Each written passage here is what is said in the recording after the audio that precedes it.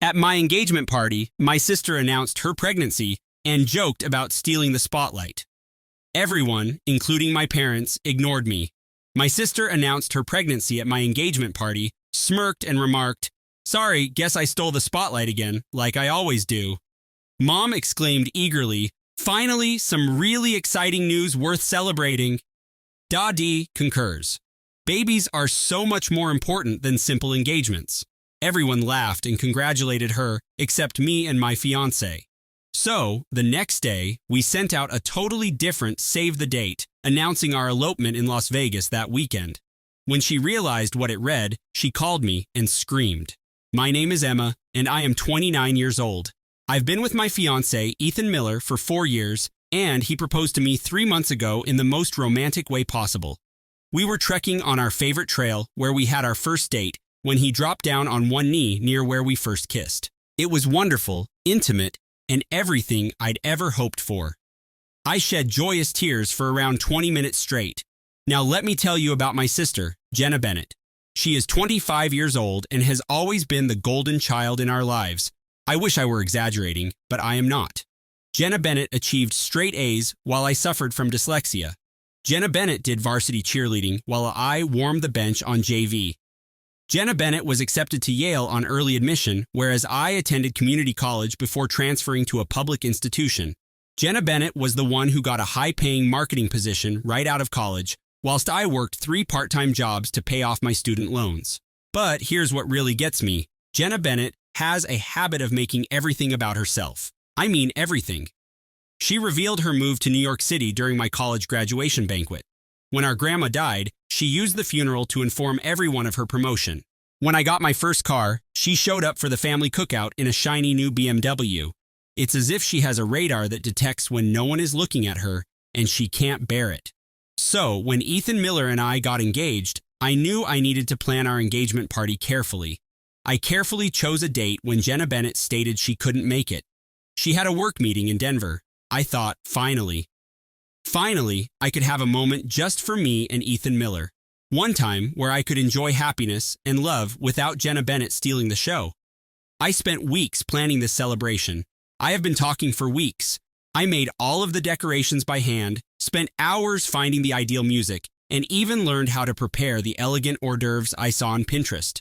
I gathered all of our friends and family, reserved our favorite restaurant's private dining room, and created the most stunning photo presentation of Ethan Miller and myself throughout our relationship.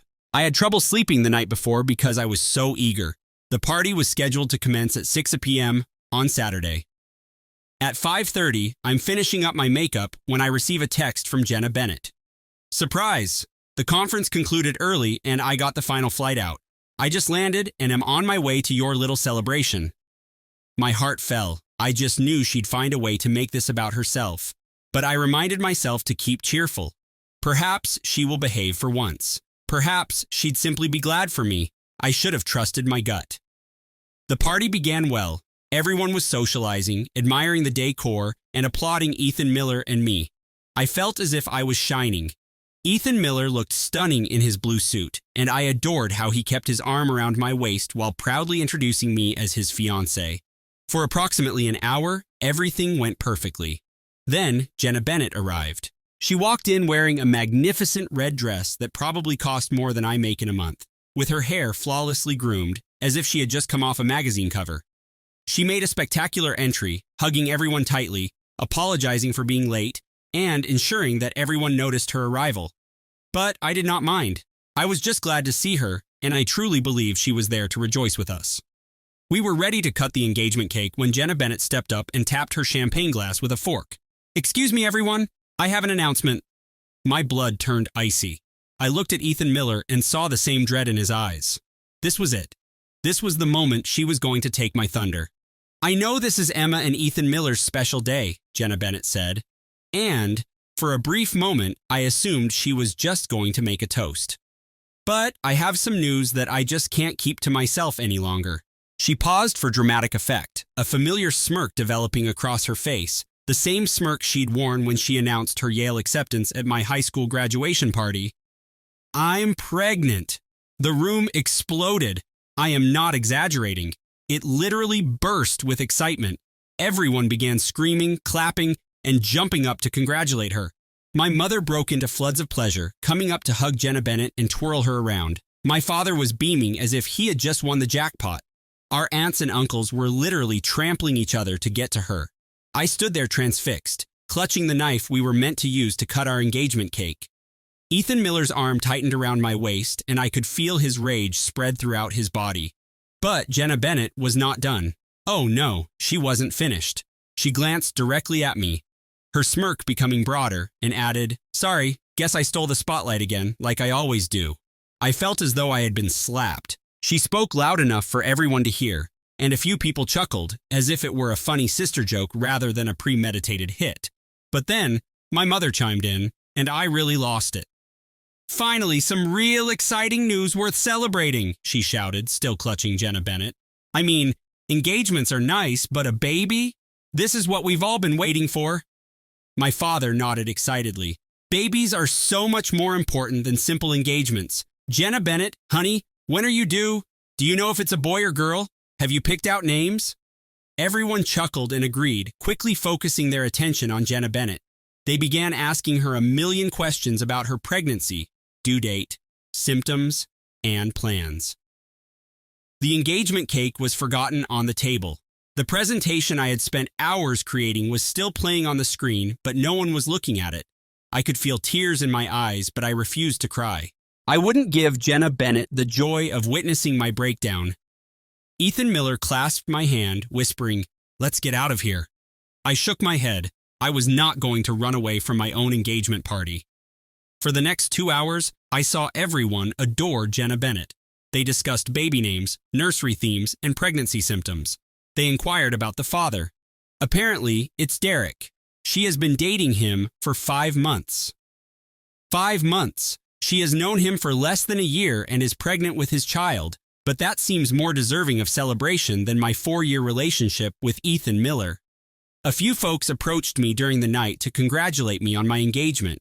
However, it felt like an afterthought, as if they were marking something off their social responsibility list before returning to the true thrill of Jenna Bennett's pregnancy. The worst part was having to watch my parents. My mother couldn't stop talking about how she was going to be a grandmother, how she needed to start organizing a baby shower, and how she was going to spoil her grandson rotten. My father was already talking about starting a college fund and teaching the kid to play baseball. They were more pleased about Jenna Bennett's pregnancy with Derek, a guy she'd been casually dating for 5 months, than they had ever been about my engagement to the love of my life. When the celebration finished, folks strolled out, congratulating Jenna Bennett and casually noting my engagement. "Congrats on the baby, Jenna Bennett." "Oh, and Emma, nice party. Good luck with the wedding planning." Ethan Miller and I were left to tidy up the decorations and carry away the untouched engagement cake. I finally allowed myself to cry as I put away the Emma and Ethan Miller napkins and took down the streamers I had painstakingly strung that morning.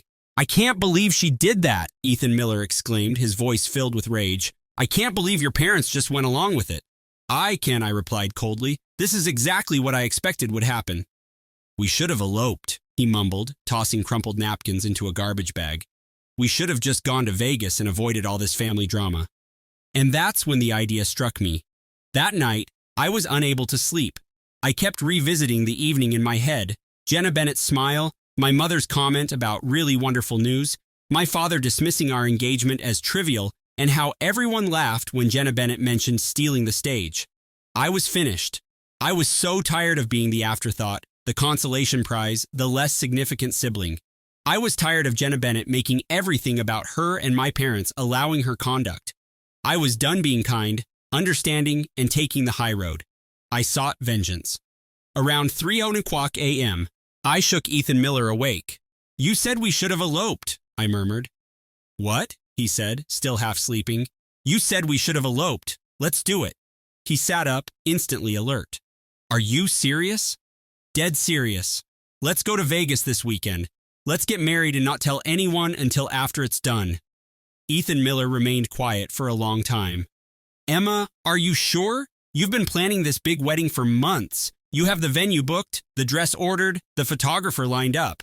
"I don't care about any of that anymore," I declared, and I meant it. I want to marry you, Ethan Miller. I want to be your wife. I don't need a big wedding with all the people who think my engagement is less important than Jenna Bennett's accidental pregnancy. What about your parents? What about Jenna Bennett? They're going to be furious. Good, I said. Let them be furious. I'm tired of caring about their feelings when they clearly don't care about mine. We spent the following hour arranging our elopement. We located a chapel in Vegas that could marry us on Saturday, booked flights on Friday night, and reserved a hotel room on the Strip. It was impetuous, crazy, and entirely unlike me. But for the first time in years, I felt in charge of my own life. But this is where my vengeance truly came into play. On Sunday morning, instead of sending out save the dates for our original October wedding, I sent out new ones. But they weren't ordinary save the dates. These were especially created to make a statement. The front of the card had a gorgeous snapshot of Ethan Miller and me from our engagement photos, along with elegant script that read, "Emma and Ethan Miller just married." Then, in smaller print below, "We eloped in Las Vegas on March 15th, 2025,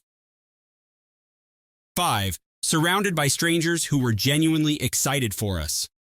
But the back of the card was where I really went for the kill. It reads, "We want to thank everyone who attended our engagement party last Saturday.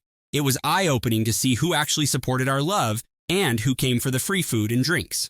We recognized that the most essential thing was not to have a large wedding with people who saw our love as trivial or unimportant in comparison to other life events.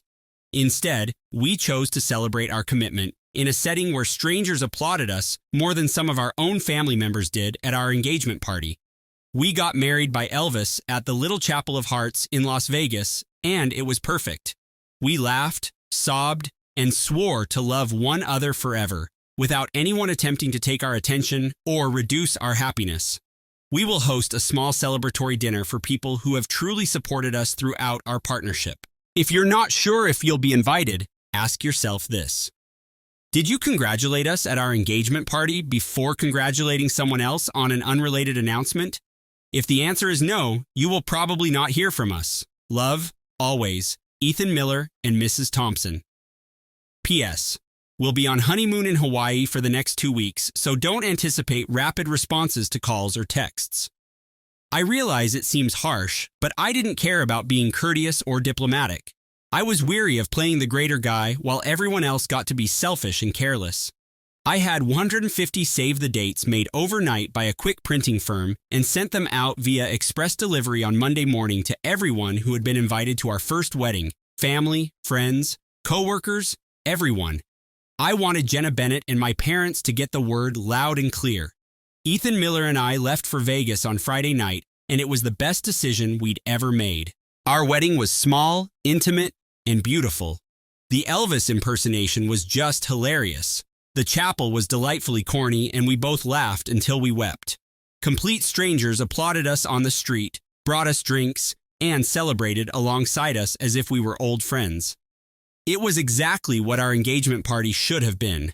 We were in our hotel room on Sunday night, still dressed for the wedding, ordering room service and looking at our wedding photos, when my phone started going wild.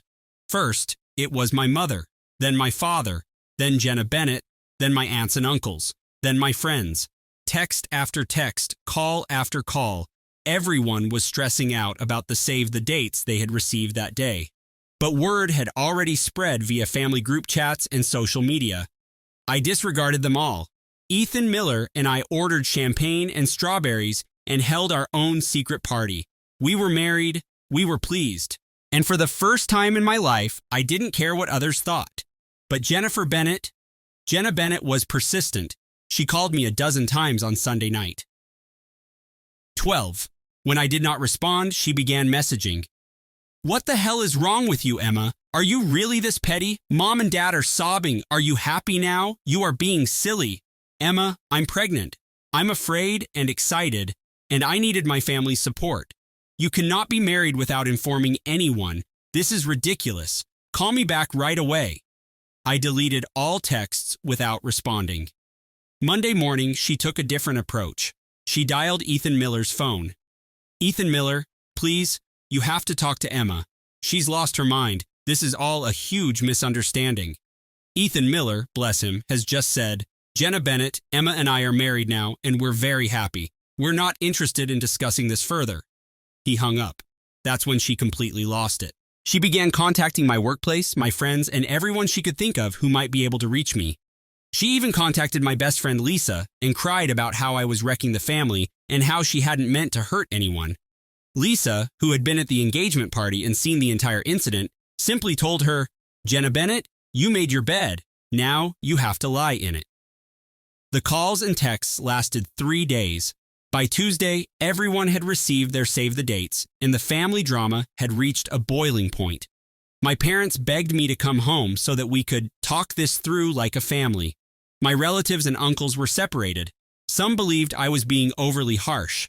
Others said Jenna Bennett had it coming. Some of my friends were taken aback by the scathing save the dates, but the majority were secretly proud of me for finally sticking up for myself. But the most unexpected response came from my grandma on my father's side, Grandma Rose. She's 84 years old and has always been the family peacekeeper, resolving problems and encouraging everyone to get along. So when Mom contacted me on Tuesday morning, I believed she was going to give me a sermon about family togetherness and forgiveness. Instead, she stated, Emma, honey, I've been watching this dynamic between you and Jenna Bennett for years, and I should have said something sooner. I was so astonished that I almost dropped my phone. Grandma, your sister has been doing this stunt since she was 3 years old, and your parents have allowed it because they thought it was easier than dealing with tantrums. But as I watched what transpired at your engagement party and saw how devastated you were, I understood I had also contributed to the problem. She went on to tell me about situations I'd forgotten, such as when I was 7 and won first place in the school science fair, and Jenna Bennett threw such a tantrum that my parents decided to take us both out for ice cream to celebrate Jenna Bennett's participation prize. Or, when I was 16 and earned my driver's license, Jenna Bennett announced she was dating the most popular boy in school at my birthday dinner. I kept telling myself Jenna Bennett was just spirited, that she'd grow out of it, Grandma Rose said. But she's 26 years old, Emma. She's a grown woman, and she's still pulling the same stunts she did as a toddler. I never thought you noticed, I murmured with tears flowing down my cheeks. Oh, I noticed. I just didn't want to rock the boat. But honey, sometimes the boat needs to be rocked. Sometimes it needs to be capsized completely. She told me she was pleased with me for finally sticking up for myself, and she thought my save the dates were amazing, albeit a little harsh. She also stated that she had been taking calls from various family members concerning the situation, and her response to every one of them was the same. Emma did what she had to do. That talk meant more to me than words can explain. Knowing that someone else had noticed the pattern, that I wasn't insane or oversensitive, and that my sentiments were real, was extremely healing. The following phone startled me. It was from my cousin Jessica. She's Jenna Bennett's age, and I've always believed she was more like Jenna Bennett than myself. She called on Tuesday afternoon while Ethan Miller and I were receiving massages at the spa. Emma, I need to tell you something, she said. I've been wanting to say this for years, but I never had the courage. What is it? Jenna Bennett does this to everyone, not just you. She did it at my graduation party when she announced she was moving to New York. She did it at my bridal shower when she made that whole dramatic speech about being single and loving it. She even did it at my baby shower when she spent the entire time talking about her promotion and how she was too busy with her career to think about kids. I had no idea. Jenna Bennett and Jessica had always appeared so close, but Jessica had never mentioned any of this. Why didn't you ever say anything? I requested an explanation. Because I didn't want to cause drama. Because I thought maybe I was being too sensitive. Because Jenna Bennett always made it seem like she was just sharing good news, not trying to upstage anyone. But watching her at your engagement party, seeing that smirk on her face, I realized it was always intentional. Jessica went on to describe additional occurrences, such as family gatherings where Jenna Bennett would arrive with big news just as someone else was being celebrated. She had done it to our other cousins, family acquaintances, and even our great Aunt Margaret, who was celebrating her 50th wedding anniversary. I think she's been getting away with it because she spreads it around, Jessica told me. She doesn't target the same person every time, so no one realizes there's a pattern. But there is a pattern, Emma. There's definitely a pattern. This revelation was both affirming and frustrating. It meant Jenna Bennett's behavior was more than just sibling rivalry or family dynamics. It was a deliberate habit of attention-seeking that she'd been repeating with other people for years. By Wednesday morning, I had received messages from folks I hadn't heard from in years. Jenna Bennett's high school classmates remembered her performing similar exploits at school functions. College classmates had observed her behavior at several parties. Even some of Ethan Miller's acquaintances said that Jenna Bennett made comments or statements that appeared to be intended to divert attention away from others. The most unexpected communication came from my former roommate, Kelly, with whom I lived during my junior year of college. She sent me a lengthy text. "Emma, I've been following this drama through mutual friends, and I have to tell you, Jenna Bennett called me 3 years ago when you got promoted at work.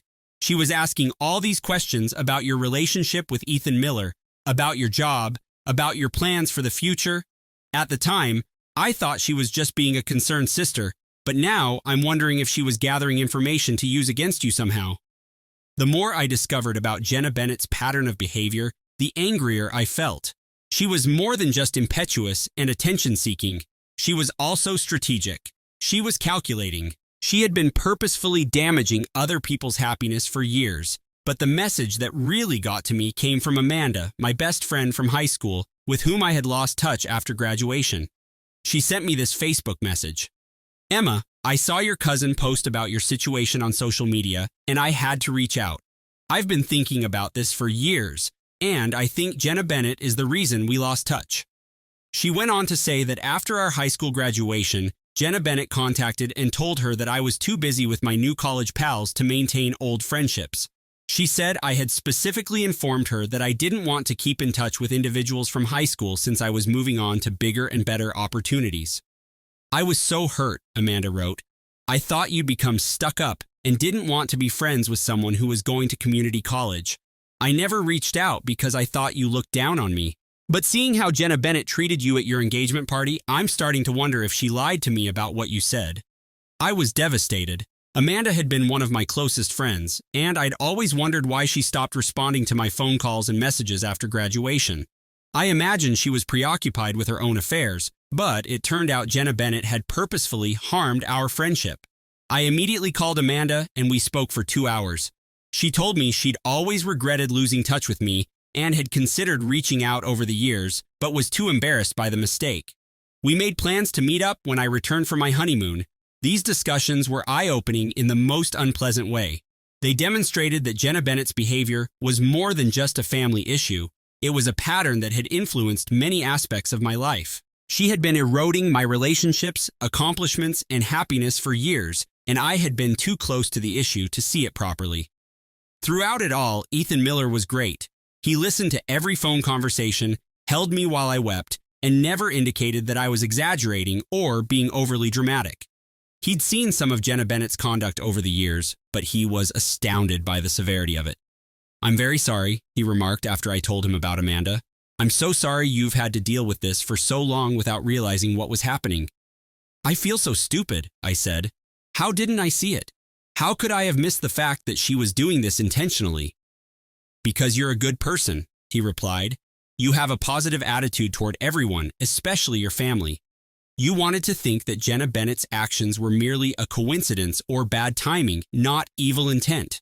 That night, I reached a choice. I wasn't going to ignore Jenna Bennett's calls and texts anymore. I was going to block her phone number totally. I was going to block her on all social media platforms. I was going to cut off all contact, at least until I could comprehend what I'd discovered. I also decided to contact some of the people who had been affected by Jenna Bennett's actions throughout the years. I wanted to apologize for not recognizing what was going on sooner, and I wanted to try to heal some of the relationships that had been harmed by her intervention. The conversation with Amanda was only the beginning. I reconnected with several old friends who had been driven away by Jenna Bennett's deception and manipulation. I had open discussions with family members about the pattern of behavior that we had all observed but never addressed. I even contacted some of Ethan Miller's friends to apologize for Jenna Bennett's inappropriate comments and behavior at various events over the years. It was exhausting and emotional, but also liberating. For the first time in my life, I saw Jenna Bennett's behavior objectively, without the filter of family loyalty or the assumption that she meant well. Then, on Wednesday, I received the call I had been waiting for. I was lying by the hotel pool on Maui, sipping a Mai Tai and reading a book, When my phone rang, Jenna Bennett's name flashed across the screen. I almost didn't respond, but something compelled me to. What do you want, Jenna Bennett? Emma, please? We need to talk. I am at the airport. I'm flying to Hawaii. I sat up so fast that I almost knocked over my drink. You are what? I'm coming to Hawaii. I need to see you. We need to remedy this. Jenna Bennett, you're not flying to Hawaii. Ethan Miller and I are on a honeymoon. Our honeymoon after our wedding, which you tried to destroy. I didn't intend to damage anything. I was thrilled with my pregnancy and wanted to share it with my family at my engagement party. Jenna Bennett, you announced your pregnancy at my engagement party and then smirked for stealing the show. Do not attempt to change history. I was joking. That was a joke. I didn't expect you to take it so seriously. Is this a joke? You thought humiliating me in front of all my friends and family was funny. I did not humiliate you. You announced your pregnancy at my engagement party, said you stole the spotlight like you always do, and then watched while Mom and Dad dismissed my engagement as less important than your accidental pregnancy with a guy you've known for 3 months. She was silent for a long time. Then, in a lower voice, she said, Derek and I broke up. What? Derek and I have broken up. When I told him about the pregnancy, he declared he wasn't ready to become a father and fled. I'm going to be a single mother. Emma, I am afraid. So there it was, the true reason she called. Not because she felt horrible about what she had done, but because her perfect little pregnancy announcement had gone wrong and she now needed help. I am sorry that happened to you, Jenna Bennett. I actually am, but this does not change what you did to me.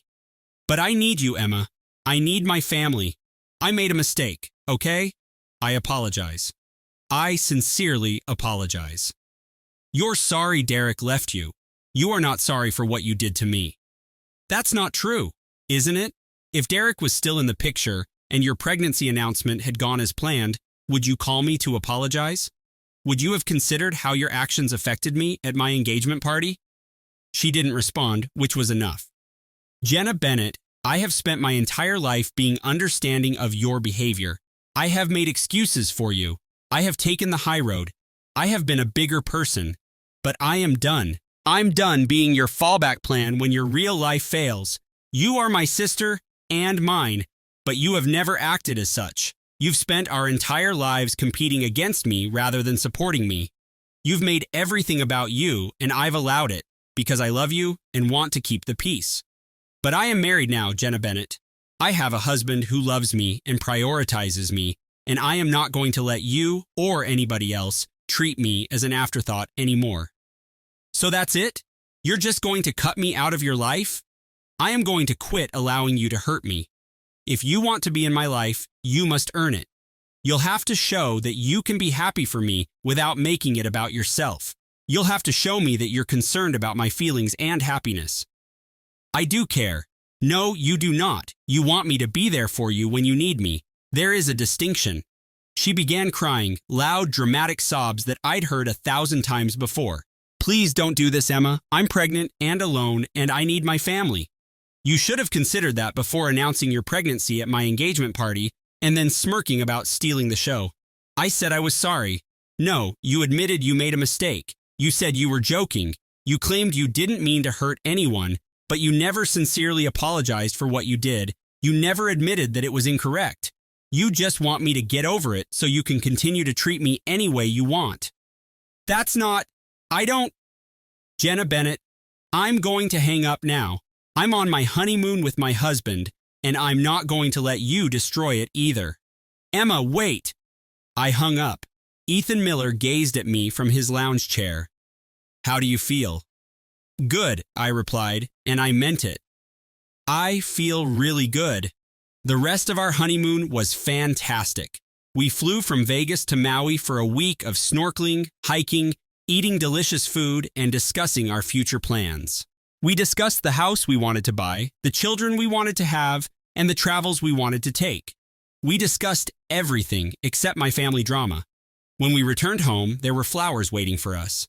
My parents sent me 24 roses with a card saying, "We're sorry, we love you, please call us." Jenna Bennett sent a tiny bouquet of daisies with a letter that simply said, "I'm sorry, I love you." I arranged the flowers in vases but did not call anyone immediately away. I needed time to digest what had transpired. A week later, my mother called. "Emma, honey, please, can we talk? Can you and Ethan Miller come over for dinner? I promise Jenna Bennett won't be here." I consented, primarily because I missed my parents and wanted to know if they were truly sorry, or if they were just trying to smooth things over. The dinner was odd at first. My folks were walking on eggshells, overly polite and cautious with their remarks. But eventually, we started communicating openly. "We were wrong," my father remarked. "We were so caught up in the excitement of Jenna Bennett's news that we forgot it was your special day. That wasn't fair to you." "We've always made excuses for Jenna Bennett's behavior," my mom said. "We told ourselves that she was just excited, that she didn't mean any harm, but watching you walk away from your own engagement party, seeing how hurt you were, we realized we've been enablers." "Jenna Bennett has always been dramatic," my father explained. "Even as a little kid, she needed to be the center of attention. We thought it was cute when she was 5, but we should have corrected it instead of encouraging it." "We're proud of you for standing up for yourself," my mother told me. "We don't like the way you did it, but we understand why you felt you had to." It was the first time my parents had acknowledged Jenna Bennett's pattern of behavior, or admitted to being part of the problem. It did not solve everything, but it was a start. "What about Jenna Bennett?" I questioned. "How is she doing?" "She's struggling," my mother explained. "Being pregnant and alone is hard. She's about 7 months along now, but she's also doing some soul searching. She's been going to therapy." "Good," I said. "She needs it." "She wants to talk to you," my father remarked. "She's been working on a real apology, not just, 'I'm sorry you were hurt,' but taking responsibility for her actions." "I'm not ready for that yet," I said. "Honestly, maybe someday, but not yet." They accepted it, and we spent the remainder of the evening discussing various topics. They inquired about our wedding, honeymoon, and future plans. They were really concerned for our satisfaction rather than just going through the motions. It's been 4 months since the engagement party fiasco and our unexpected elopement. Jenna Bennett has reached out several times, but I have yet to answer. I know she had a baby, a young girl named Lily, and she is still unmarried. A part of me feels horrible for her, but a larger part of me is still enraged. My parents have made an attempt to improve their relationship with Ethan Miller and myself. They've invited us over for supper several times and have shown real interest in our life. They're enthusiastic about the house we're buying and have been supportive of my choice to return to school for my master's degree. My friends have been fantastic. Most of them have informed me that they have been waiting years for me to confront Jenna Bennett. Lisa stated she was very proud of me for finally prioritizing myself. Even some of my extended family members have contacted me to express their support for my decision. The savage save the dates are legendary in our family. My relative shared one on social media with my permission, and it became viral. Thousands more individuals commented on their own family dramas, saying they wished they had the bravery to do what I did. The nicest aspect of it all, however, is my marriage. Ethan Miller and I are ecstatic. We are a team, and we will always support one another. He has never made me feel horrible about how I handled things with Jenna Bennett. He's never pressed me to forgive her or reconcile with her. He simply loves me and supports my decisions. We're talking about having children in a few years. And I know that when we do, our children will be raised to assist rather than compete with one another. They will learn that love is not a limited resource and that celebrating someone else's happiness does not lessen your own. I am not sure if Jenna Bennett and I will ever have a meaningful relationship again. Maybe eventually, if she does the work and shows me she has truly changed. But for now, I'm concentrating on my own happiness and life. I am done being the bigger person. I'm done making excuses for other people's poor behavior. I'm done putting everyone else's sentiments ahead of my own. I'm Claire Bennett now, and I'm finally living life on my own terms. And you know what? It feels incredible. Update. It's been 8 months since I first posted this, and I thought I'd provide an update because so many people have asked. First, Ethan Miller and I are doing fantastic. We purchased our house, and I began my master's program. Ethan Miller received a raise at work, and we are planning a trip to Europe next year. We're definitely considering starting a family in the next few years, and I've never been happier. My parents and I have repaired our relationship. They have consistently been supportive and respectful of my boundaries. They never bring up Jenna Bennett unless I ask, and they've stated unequivocally that they understand why I did what I did. Jenna Bennett's situation is more difficult. She contacted me 2 months ago with a long letter, an actual letter, handwritten, not via text or email. In it, she accepted full responsibility for her actions, not only at my engagement party, but throughout our lives. She admitted to being selfish and attention-seeking, and she apologized for all the times she stole my moments or made everything about herself. She also informed me about her therapy sessions and how she has been trying to figure out why she felt compelled to compete with me rather than encourage me. She said that she was insecure and jealous of me, which surprised me because I had always thought she was the more accomplished person. The letter was different. It felt real, unlike her past apologies. She did not make excuses or attempt to defend her actions. She just owned it. But here's the thing, I'm still not prepared. Maybe I'll never be. The pain is too deep, and I'm finally content, without the drama and stress that comes with attempting to control Jenna Bennett's emotions and conduct. I responded with a short note, recognizing her letter and wishing her well, but making it obvious that I'm not ready for a relationship right now.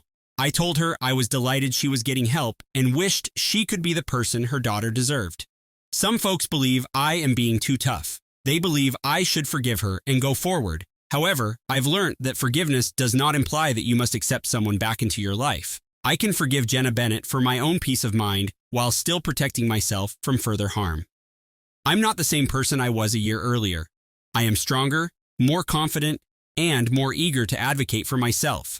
I have a spouse who loves me unconditionally, parents who see me as a person rather than Jenna Bennett's sister, and friends who support my decisions. I do not regret how I handled things. Was it dramatic? Absolutely. Was it petty? Maybe. However, it was also necessary. It was the wake-up call my family required. And that was the moment I quit being a doormat. Sometimes you have to burn bridges to see the road forward, and occasionally the individuals who are intended to be in your life will forge new paths to reach you. I'm finished apologizing for putting myself first. I'm done feeling bad about demanding basic respect and regard. I'm tired of being the family scapegoat, expected to accept whatever conduct others dish out. I am Claire Bennett, and I'm finally living my life for myself. I bought the apartment with my money, supported everyone in silence. They forged papers and gifted it to my brother at his baby shower. As a token of our collective appreciation, my mother gave a framed deed to my brother during the baby shower that we all attended. There was a close look. I was able to completely pay off the apartment. He leaned in closer to me. To depart, you have 30 days to do so. I cracked a grin. A day is all that is required. By the time the sun rose, a removal crew had been put together.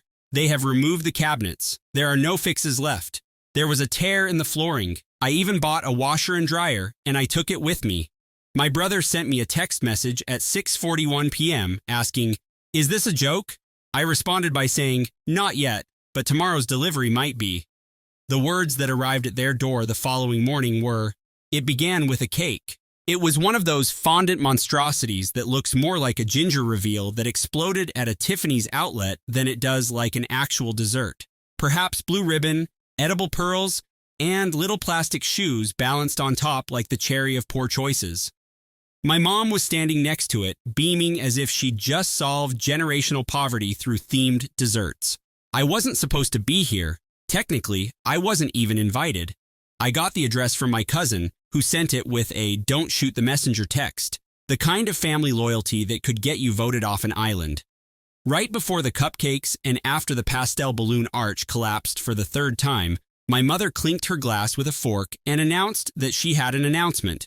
Although it was not a particularly large gift, it was a vintage silver rattle that was engraved with the baby's initials, wrapped in navy tissue, and tucked away in a box that I had driven across town to pick up. She started, which, if you know my family, is code for someone who is about to be humiliated. "Please smile for the cameras." She held up a frame that was gold-trimmed and tacky, with just enough weight to feel serious. Inside the frame was a deed. "This," she said proudly, "is a gift from all of us." She then went on to say to the new parents, "It's theirs now, paid in full." There was a round of applause. My brother flashed a grin, A tear or two was wiped away by his girlfriend. I heard my aunt scream, "You guys are really amazing." At that moment, it seemed more like they had rescued a puppy than they had stolen a mortgage. After getting to my feet, I made my way over to my mother and took the frame away from her grasp. "Check out the name. Greetings, my name is." My gaze first went to them, then to the picture frame, and last to my father. In the manner of a used car salesperson, he approached the situation and offered an unexpected upgrade. In a low voice, he informed me, "You have 30 days to vacate." I cracked a grin. As I walked away, I returned the frame, nodded to no one in particular, and said, "One day is enough." At 5 o'clock in the morning, the building manager had taken the initiative to unlock the front entry. Quiet, no scene, not yet. By 7 o'clock in the morning, the removal crew arrived. By the time it was 9:30, everything that they had brought into the apartment had disappeared. It tore the floor apart. It was paid for by them. The cot, the drapes, and the dresser from IKEA that has legs that are unequal are all packaged in boxes. I didn't even handle the things that were mine, such as the Etsy wall sign that read, "Our little nest peeled and trashed." I just got rid of the things that weren't mine. The appearance of their home had changed by 11 o'clock in the morning. It was really similar to mine. The question, "Is this a joke?" was sent to me via text message by my brother at 6:41 p.m. I responded, "Not yet, but tomorrow's delivery could be." The apartment was never contemplated as a possibility. Neither for me nor for them was it. In the year 2020, I made the transaction. This cozy 2-bedroom property is only a short distance away from my place of employment, which is located in town. There is adequate lighting in the kitchen. Never once did I write about it. There was never anyone invited over. My name was that. That was the sole purpose of the endeavor. Afterward, my brother arrived. In the beginning, it was merely a temporary situation until we discovered anything. Together with a yoga mat, a cat, and 2 duffel bags, he and his partner arrived at the location. My response was, "Sure, 1 month, maybe 2. They remained for a total of 19 months. I have never made a request for rent, not a single time. There were times when they offered to buy groceries for you. Occasionally, they did so. In most cases, they did not. I did not have a record of it. My assumption was that it would only be permanent. I had made a mistake. In the beginning, they installed floating flooring as their initial step. It's not the worst ones. Mid-range laminate made of oak. This was something that my brother described as being beneficial for all of us. It was bought by him. I just let it go. Next, the bookcases were brought in. $160 on IKEA hacking. The frame is white, fake legs made of gold. With the caption, "Our apartment is coming together." His fiancée posted a time-lapse video of him installing it onto her social media account. I positioned myself behind the camera. Their language developed throughout the course of time. The item was transferred from yours to ours. We are looking for a place where we may be quiet and make statements such as, "Thank you for letting us stay," and "We love this home." The toothbrushes they used were found in my cup, their shoes were found by the front entrance, and their clothes was found in my washing machine. I did not utter a single word. Next, the infant arrived. Neither of them communicated with me directly. I found out about it through a narrative that she posted on Instagram, in which she displayed a sonogram of him with him flexing as if he had found fire in the background picture. I congratulated you via text message that I sent. I didn't ask him what he meant when he said, "We should talk about making things more permanent." Instead, I just listened. They never provided any clarification. My mother and father called me 3 weeks later. In response to my mother's inquiry, I discussed the possibility of gifting the apartment. In a symbolic sense, but not in its whole. The couple is going to start a family. It was her assertion that you were doing well. I declined, and she assured me that it would not be fatal to you. I hung up the phone. Then the family fund was established. The year 2019 marked the beginning of it. In a low voice, a monthly contribution of $1,500 was made to assist in the payment of my parents' mortgage while my father was recovering from his illness. Add an additional $600 to the monthly rent that my sister pays. Legal fees for Uncle Mark amount to a total of $200. The visits to the dentist for Mom cost $320. To repair the roof will cost $3,000.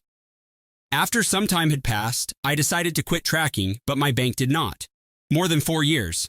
The total amount of family account transfers is $91,200. It costs $112,000 to pay the apartment mortgage, which includes taxes and fees. Prices for repairs and furniture were $9,300. There is a total of $6,700 for food, utilities, and incidentals. A total of $219,200 was invested by the individual. Contributions made by other individuals in total. The flooring at my brother's house cost $940. The price of that single bookshelf was $160, and the family of his girlfriend handed him a blender that had been used previously. They stopped inquiring once I told them that I would not be transferring the deed. On the contrary, they went ahead and did it. In order to schedule a notary appointment under my name 3 weeks prior to the baby shower, my brother utilized a fake email address that was associated with me. My dad was in charge of the logistics himself. My mother was cooperative with the attorney as well. In 2018, they provided me with a scanned signature from a tax form that I had filled out personally. Despite the fact that it was not an especially good forgery, it was perfectly adequate. My permission was not obtained before the title of the property was transferred. I was given the impression that everyone at the baby shower was giving me a moment to celebrate, smile, and feel like I was a part of the event. As an alternative, I observed my name being displayed in a golden frame, much like a prop. According to my mother, it was a gift from each and every one of us. It would appear that all of us did not include me. I am the same person who purchased the apartment, furnished it, ensured that the lights were always on, and spent $1,280 on the crib. At this moment, Pottery Barn is proudly positioned next to the cake, which is adorned with a bow as if it were the result of a collaborative effort. When I left that night, I did not yell at anyone. In no way did I argue. I logged into my bank account. The comprehensive list of transactions was printed out by me. Regarding the apartment, I emphasized anything that was relevant. I paid $342 to repair his garbage disposal after his girlfriend put avocado pits into it. This was in addition to the down payments, insurance, taxes, and repairs that I had to pay for initially. Given that TikTok asserted that it was okay, it was saved in a folder that was labeled correction, and it contained only facts and no comments. The locksmith had changed the entry code by the time daylight arrived. The buzzer was reset by the building administration, and I made a list of everything in the apartment that did not belong to me. This included the floor, the bookcase, the cot, and the decal that read, "Welcome, baby." On the wall of the living room, everything that they brought in, blogged about, and claimed as their own. Gone. I did not text my brother. I did not threaten legal action. I didn't even explain due to the fact that that was what they anticipated, and I wasn't going to give them that. They assumed that I wouldn't react, which was the point. If they were to make it loud, dramatic, and official, I suppose I would disagree with them. However, if they smiled enough, clinked their glasses, raised gilded frames, and said words like blessing and from all of us, I might be able to keep my mouth shut. Perhaps they could pull it off. However, they did not pull it off. They crossed the line. 189:06 a.m. The following morning, a moving truck arrived in front of the apartment. It was not my apartment, nor was it theirs. It was just the place that they were attempting to take. The driver unloaded 64 flat-packed cardboard boxes. Each box had a label, "Make a fresh start." The boxes were clean and new, labeled in black font, and had pre-marked lines for the contents of the room. An envelope that had been taped was discovered on top of the box. A printed packing guide includes a checklist with the title, "Everything You Brought." The categories were nice. Box 1 contains infant clothing. Boxes 2 through 4 contain nursery decor that was not requested. Box 5 contains a shared toothbrush. It is still not mine. Boxes 6 to 11 contain excuses. Box 12 contains let's chat. My quiet covers boxes 13 through 40. Boxes 41 to 62 contain entitlement, and box 63 contains their floor. Box 64, dignity beneath that. You have 30 days, but I wanted to help you get started. They noticed it before noon. I know because the hallway camera captured my brother opening the door. He stepped back as if the boxes were alive. His girlfriend was behind him, holding a mug and wearing the same mark she always wore when she sought attention. He bent down, opened the top one, and peeked inside. It was empty. She began crying. I viewed the video with the sound turned off. That evening, my phone broke. Brother, what's wrong with you? This is not how the family behaves. Dad, you've made your point.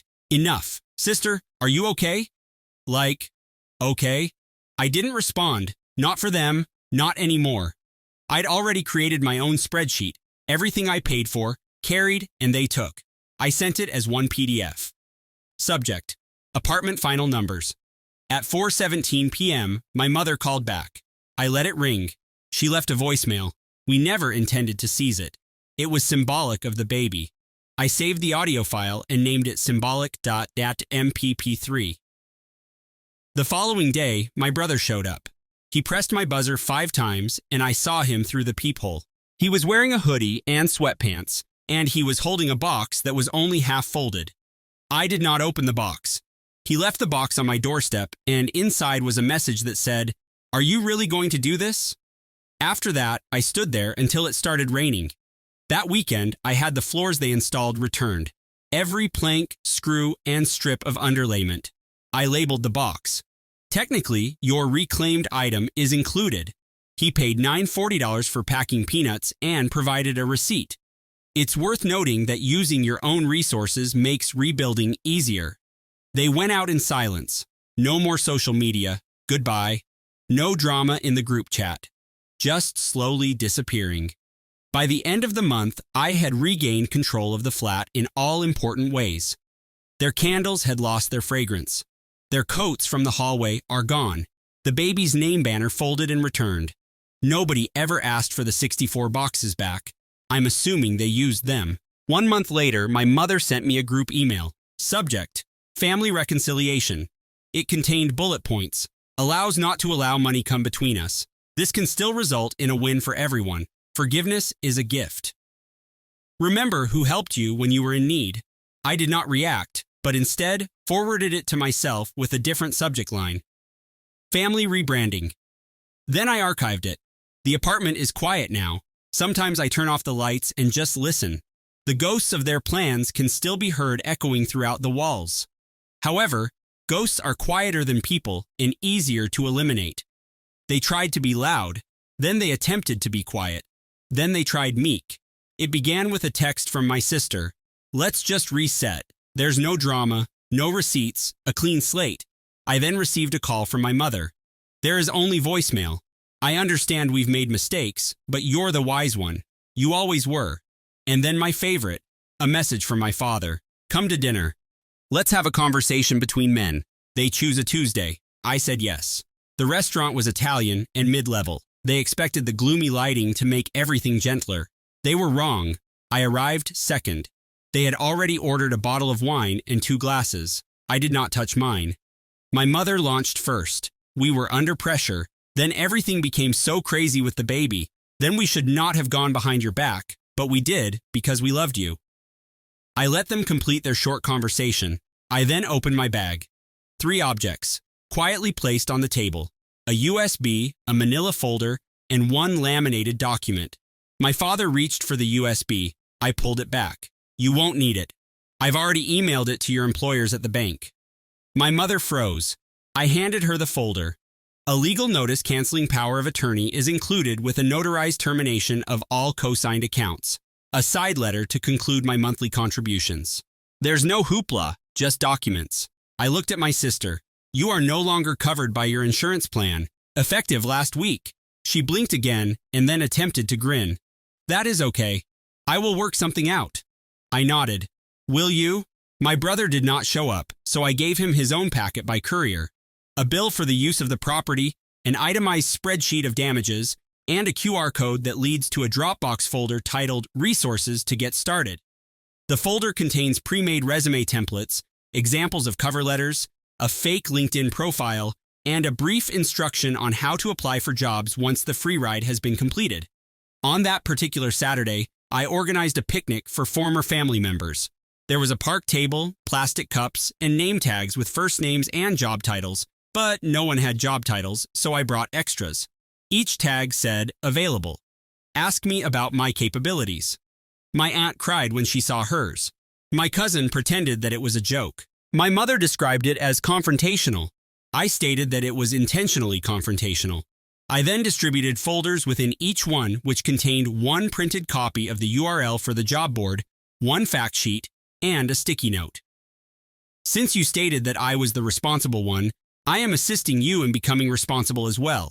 On the Monday after that, I filed a police report, which was not a lawsuit nor a vengeance, but rather a notice of identity theft and title fraud. When the officer at the desk asked me if I wanted to file charges, I responded, "Not yet." By Thursday, I had received an email from my father's attorney. The email's subject line read, "Concerns about escalation." The body of the email read, "Let us not destroy the family over some documents. We can resolve this without resorting to litigation. This is not what your mother wants." I responded with 2 lines. "You wanted a life without me. Let me show you what that looks like." They stopped calling and texting, but the silence did not indicate surrender. It meant confusion, which sounded louder. Nobody spoke directly about me anymore. They'd stopped mentioning my name, even in messages they sent to people who still knew how to forward screenshots, but I could hear everything. My cousin from Indiana, who somehow ends up on every family chain, whether she wants to or not, kept me in the loop quietly. "There's no commentary, just raw data. Just so you know," she would write and forward the text. Sometimes an audio message, sometimes a photograph, such as one of my mother wearing her healing scarf while restocking books at the local library. My cousin overheard her discussing copays behind the help desk. She also sold 2 handbags, which she referred to as investments. She now refers to them as non-essential joy. It appears that she obtained a part-time job there. She advised everyone to maintain an active lifestyle. The real reason was that her insurance no longer covered her blood pressure medication. It was not out of concern for the environment that my father downsized his car. Rather, it was due to necessity. The dealership confirmed this. My cousin's boyfriend works there. He said that he appeared exhausted and confused about financing. He was unable to recall the model of the hybrid that he was trading in. My father currently drives a used silver sedan. When I turn left, one of my headlights always flickers. Fitting. I know his office has moved to a smaller space. A junior partner mentioned it during a group call, which was screen recorded and leaked. He mumbled something about simply needing less space. He never mentioned the family phone I had stopped paying for, the data plan, or the calendar subscription. My sister moved in with her boyfriend's mother. She keeps referring to it as transitional housing. She also shared a quote last week. "Sometimes growth appears to be falling apart first." Caption: Mood.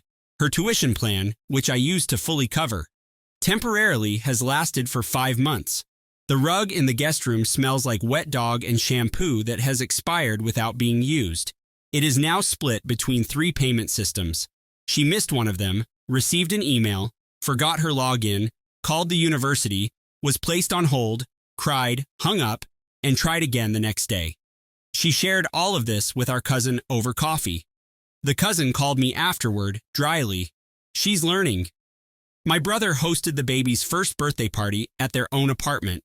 I wasn't invited, but one of my neighbors was, and she shared photos on Facebook. My face was not tagged because I was not present, but the inexpensive plastic tablecloths and mismatched cups were. Apparently, the cupcakes came from a clearance bin. One balloon popped in the middle of a sentence. The Bluetooth speaker would not pair. No photographer, just iPhone timers. The napkins had the word "blessed" written on them, and someone had crossed out the word with a pen. No one smiled in any of the photographs. They have begun referring to money as tight, which is what people say when they don't want to admit that it has been taken away. My brother applied for a budgeting application, and I know this because it asked for my referral code by accident. He had never used it before. One weekend, 34% of their expenditures were categorized as miscellaneous. They renamed the previous family group chat, and it is now called a support circle. Although I am not a part of it, I do receive screenshots. The interface has not changed. The blue bubbles are still present, and responses continue to be performative. Mom sent a text message that said, "Guess who made lemon bars?" No one gave a response. My sister posted a selfie with the caption, "Growth." The background was the same dog rug. There are no comments. My father sent an article with the title, "Forgiveness Adds 5 Years to Your Life." It was seen by two people who had no heart. My sister also posted a selfie with the caption, "Growth." I found out that Thanksgiving had passed without me after seeing a fuzzy photo in a shared album from a mutual family acquaintance. The turkey was clearly burned. The chairs did not match. One was a beach chair. They utilized someone else's phone because the music system refused to connect over Bluetooth. They printed up a gratitude list and placed it on the table. 5 blank lines. Only 2 had been filled out. One mentioned health, the other mentioned hope. The photograph had no filter. It didn't require one. My cousin in Indiana texted later. "It was bizarre. Nobody brought up your name, not even once. That was the most revealing portion. Not that they missed me, but that they had to make such an effort not to. By the time they stopped pretending I'd return, I'd already rebuilt the floor. They were elderly, noisy in places, and twisted in others. I had no idea how loudly they echoed until there was no one around to muffle the sound. So I took everything down, sanded, sealed, and stained new oak with a matte finish that was warm and honest. I chose it not because of its style, but because it did not make any excuses. After that, I painted the walls a soft gray color that was not cold, not trendy, and simply peaceful. The living room lost 2 seats, but it gained a reading corner. The kitchen now has under-cabinet lighting. The laundry closet was converted into a room. There were no witnesses to the proceedings. Nobody requested for progress photos. That made things easy. For the first time, I wasn't setting up a space for anyone else's needs. I then met her at a hardware store, of course. She was debating about grout color with someone who obviously didn't care. I told a joke. She did not laugh. She corrected the punchline. Better than mine. We departed with the incorrect grout, but swapped numbers. Our first date was a takeout on the floor. My installation was recently completed. She brought her own fork. She said she doesn't eat from plastic. I respected that. She did not inquire about my relatives. Not once, not until month 4. And when she did, it was not a trap, but rather an inquiry. I informed her I had been quietly quitting my kinfolk. She asked, "Did they notice?" I mentioned that they are continuing to perform the loss. "I've just quit clapping." She did not press, only nodded. Then I moved the discussion to paint primers. We built slowly. By month 6, she had her own drawer. By the time she was 8, her toothbrush was still there, as did the shampoo, as did the voice. I didn't cry, but I did sit on the kitchen floor for 20 minutes later, clutching the bowl that she used every morning. It felt heavier. I did not tell my family because there was no circumstance that required it. By the 10th month, we had become engaged. By the 11th month, we were anticipating. She pronounced it like a weather forecast. It was calm, straightforward, and inevitable. There is no announcement to ruin it. There are no seats to be left empty. They discovered it from someone else. My aunt sent me a text. "Congratulations, I suppose. No follow-up, no address, and no gift. Perfect." They didn't ask to participate, and I didn't offer. Not out of spite, but for clarity. People who only know noise have no place in an environment meant for serenity. Now, I spend my mornings in a home that stands still. We sometimes dispute minor issues like grocery lists and parking locations, but no one yells. No one vanishes. When the baby kicks, she laughs as if it was a surprise.